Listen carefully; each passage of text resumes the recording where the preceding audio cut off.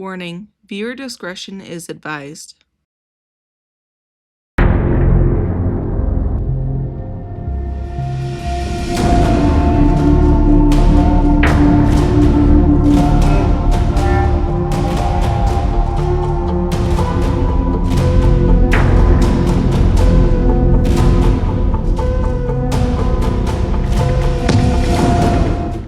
Hi friends, welcome to Meals to Unalive For, and it's the last week of the month, which means it's a location episode. I'm your host, Jody Breton, and if you enjoy this episode, please like and subscribe. We're on YouTube, TikTok, and Facebook, Instagram, Spotify, all the things, so please come find me on all my socials. I was incredibly excited to cover this location because we are covering the Winchester Mystery House this month. But it was very short-lived due to what I'm about to tell you. I'm going to tell you the true story of Sarah Winchester and her life. As soon as I started doing these location episodes, I knew that I wanted to cover the Winchester Mystery House. I actually grew up in San Jose, and my grandparents lived right around the corner from the Winchester Mystery House, so needless to say, I saw this place a lot and it was always beautiful to me. I've gone multiple times. I thought I was very well versed in the history of this place, but I was sadly mistaken. So let me get right to it. Sarah Lockwood Pardee was the fifth child and fourth daughter to parents Leonard and Sarah Pardee in the summer of 1839 at 29 Orange Street in New Haven, Connecticut.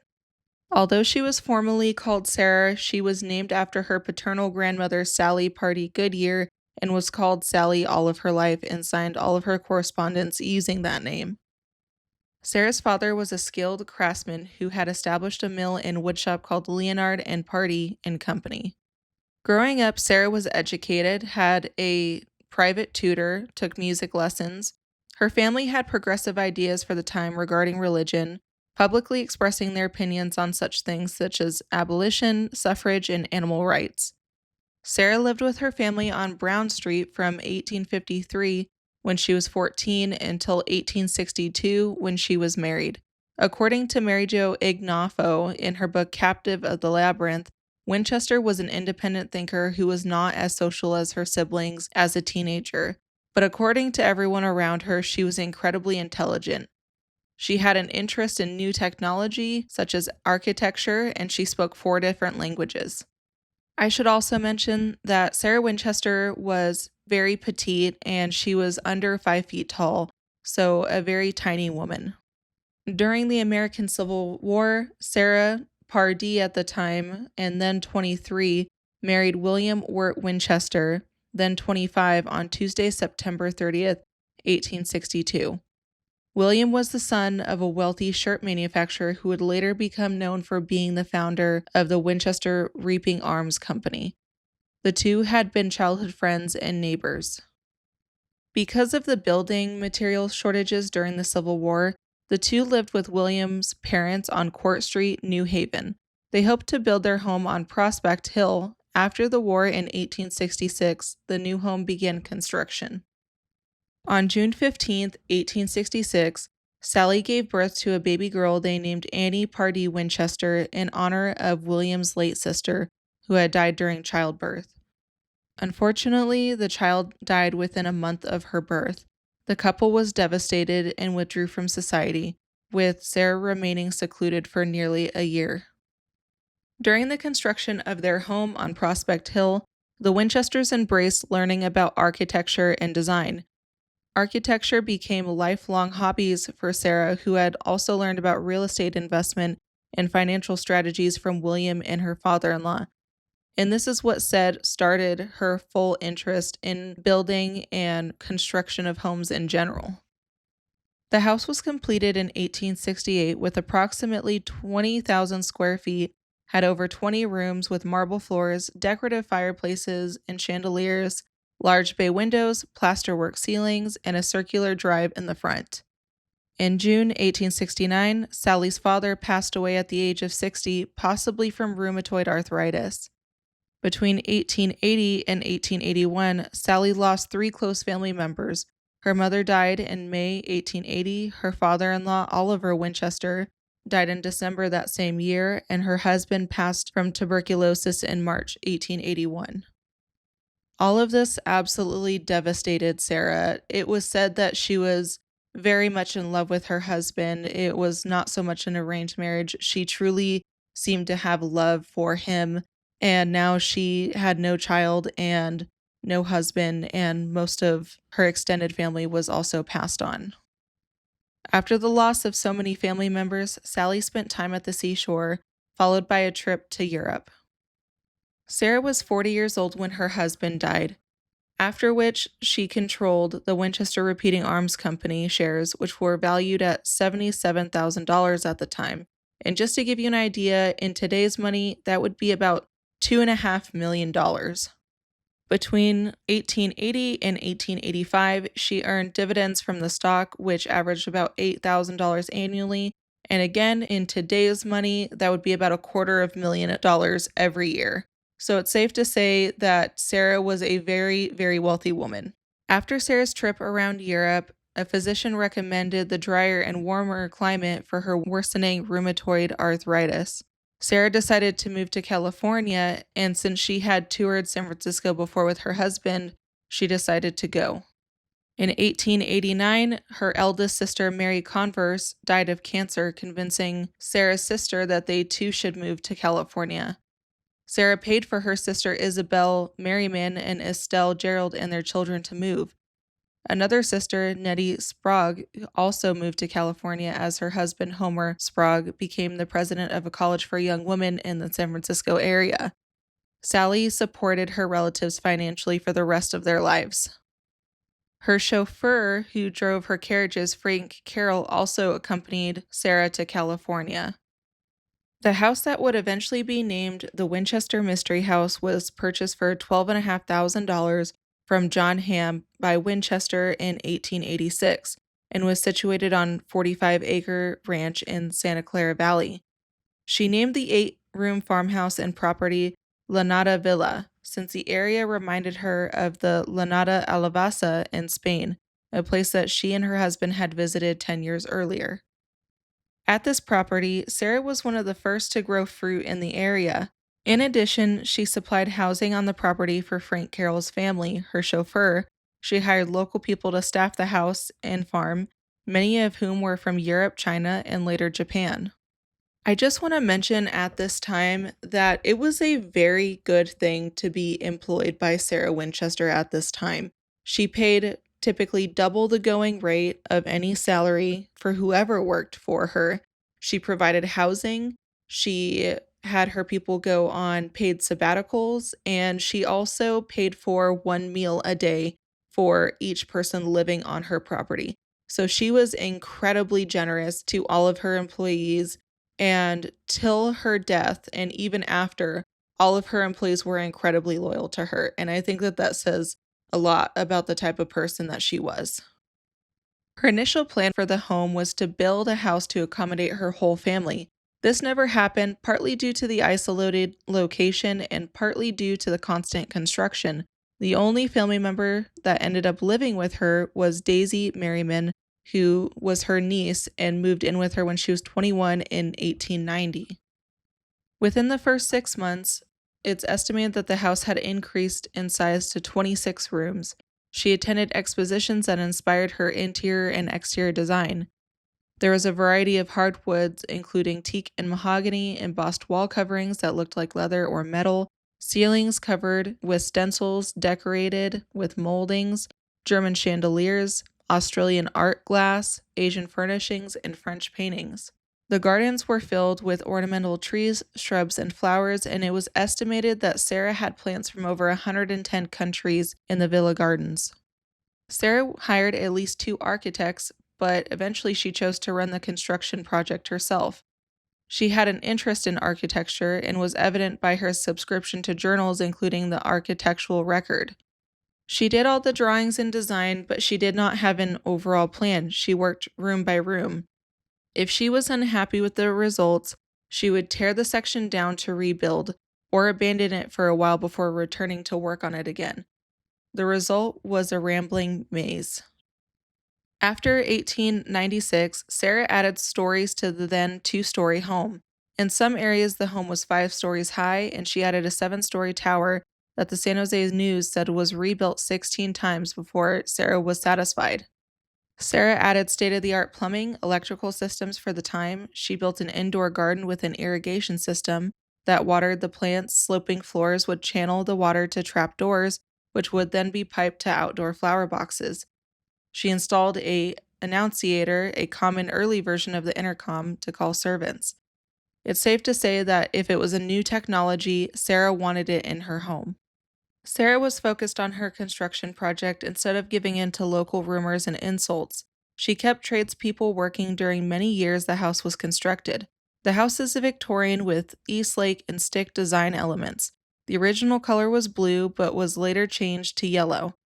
Sarah, over time, increased the size of her property around Lanata Villa from the original 45 acres to 160 acres.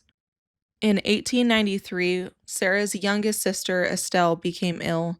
She was moved from San Francisco to Lanata Villa with the hopes that the drier climate would improve her health. It did not, and in January 1894, Estelle died from cirrhosis despite being treated by Sarah's personal physician. It is unknown if Sarah was at Lanata Villa during the 1906 San Francisco earthquake that caused tremendous damage to the building. Just prior to the earthquake, based on the letters to her lawyer Lieb, Winchester was at her home in Atherton, which was really odd to me because if you take the tour now, they will tell you that Sarah was in her home and was trapped inside of the home during the earthquake, and it traumatized her. So I thought that was interesting and I wanted to include it, but I didn't find any definitive proof that Sarah was at Lanata Villa during that time. Damage to Lanata Villa included a 7-story tower, the 3rd and 4th floor additions, and most of the chimneys collapsed. The plaster, wood, and tile work were destroyed. Winchester had the debris cleared and the home made safe, but no further building occurred.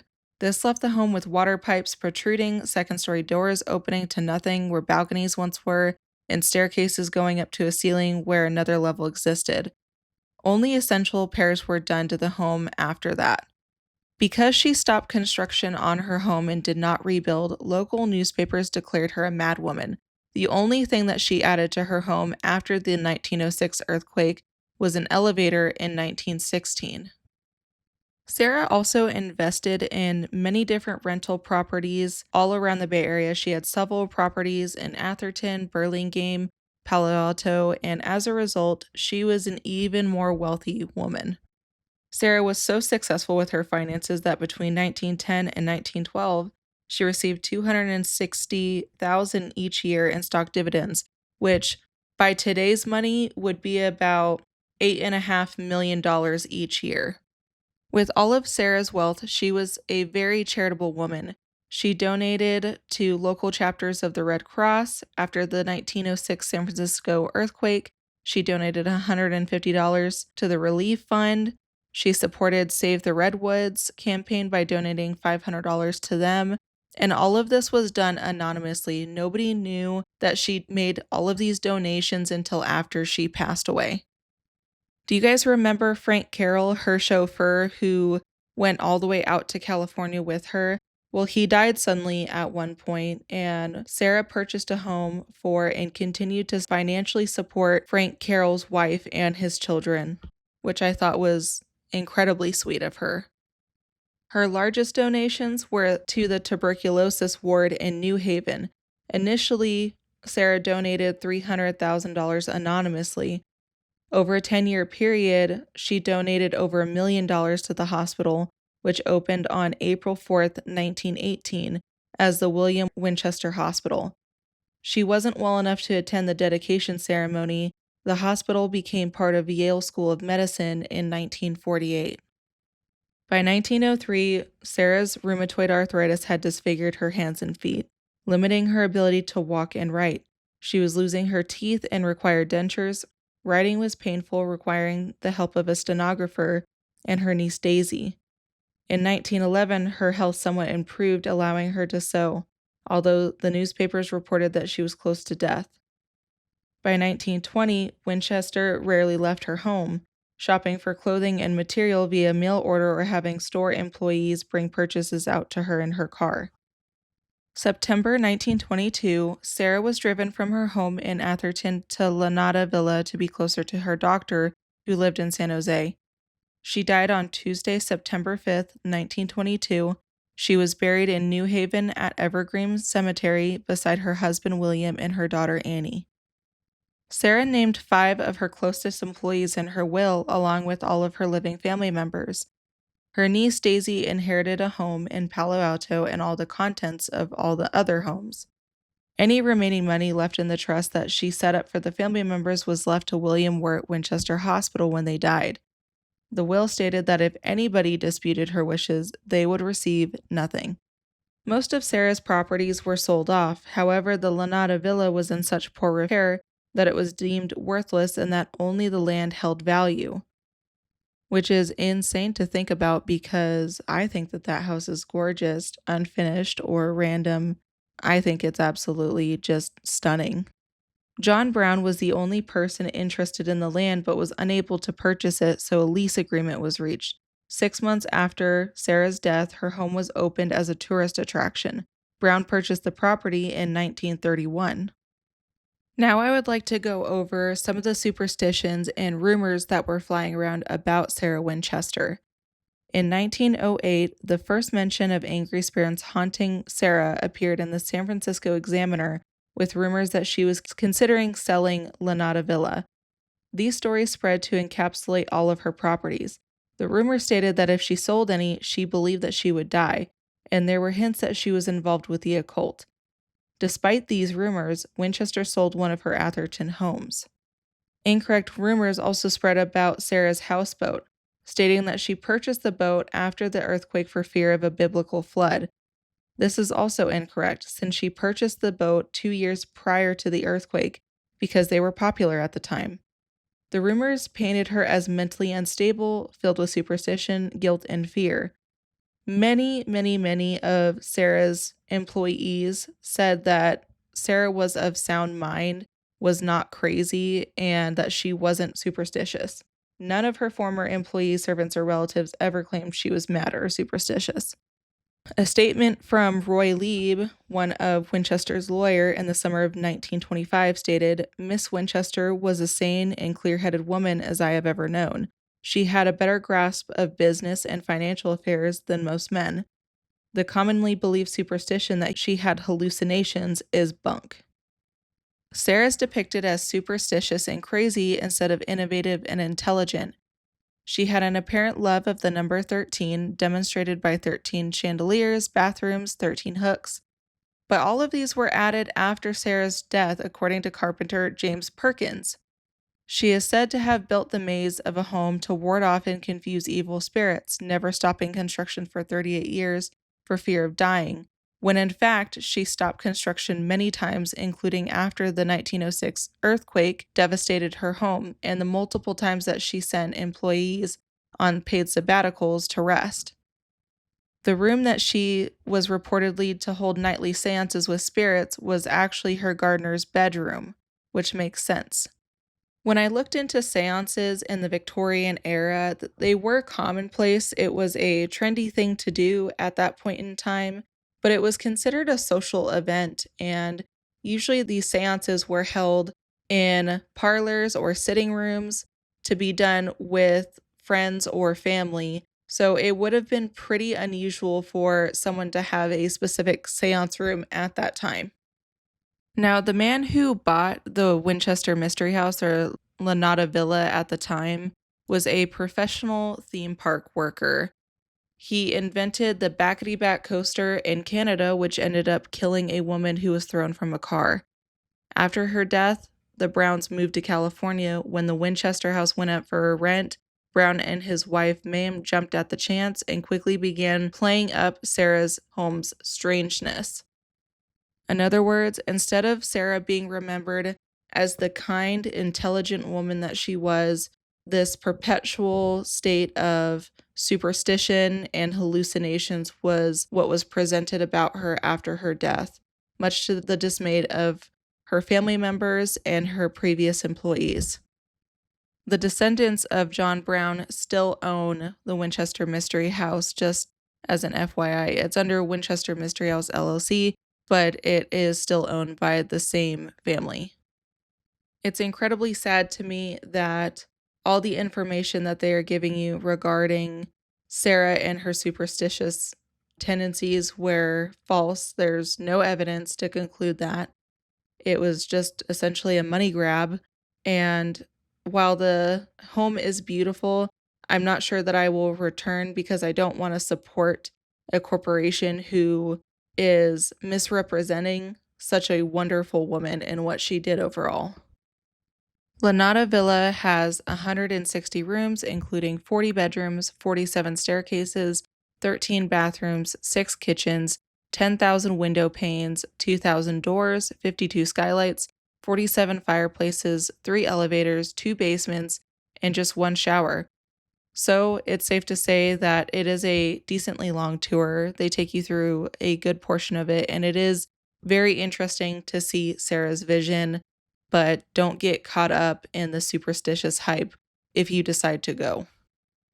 When I was in the basement doing that section of the tour, I was talking to one of the employees and I asked her if she had had any paranormal experiences. And she said that she had the most experiences down in the bigger part of the basement and that she also had experiences up, I believe she said the second floor where she had heard a name being called, specifically her name at times, and then a woman speaking. To me, it did feel very heavy down in the basement. I did feel like someone was standing right behind me, and that was the only feeling throughout the day that I felt might have been paranormal.